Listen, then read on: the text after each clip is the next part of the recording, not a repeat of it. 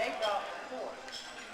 So now it's kind of a mixture of Spanish and Indian food.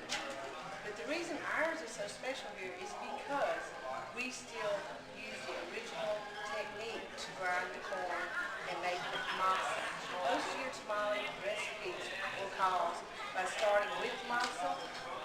We actually make our own masa, that's how it's processed. We go to our feed store to get our ingredients for the masa. You go to the feed store, you get some clean corn. It's kind of what they use for the deer or whatever. It's called clean corn. You take this clean corn and you would actually boil it in lime.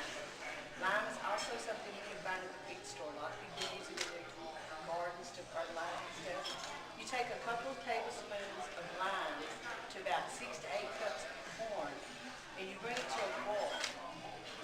It will tenderize and become grindable. And whenever it gets, if you cook it too much, you're going to get hominy. So you don't want to overcook it, but you want to cook it to where you can grind. And this is your clean corn. This is your light corn. And when you grind your light corn, then you will have your masa. This is what it looks like when it's ground. That's how your masa. And we'll mixture it with grease.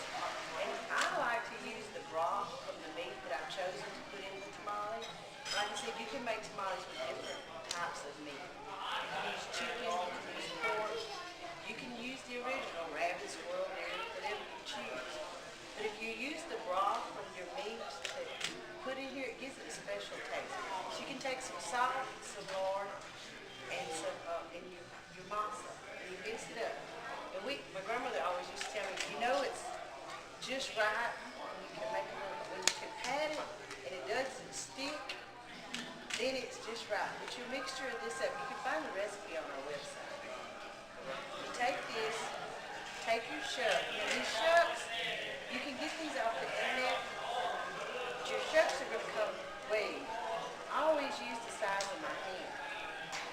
You soak these in water to make them pliable so that you can work with them. You take your dough, place it into your shuck, and you just start working with it. Now I've seen people use a knife.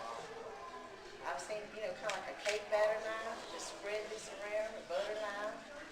But we didn't use that at home. We used our hands. That's the only way I know how to do it. But you can do it different ways. It is easier if your hands are wet. My hands are wet. Take this and spread it into your shuck. Take your meat, add it to one side.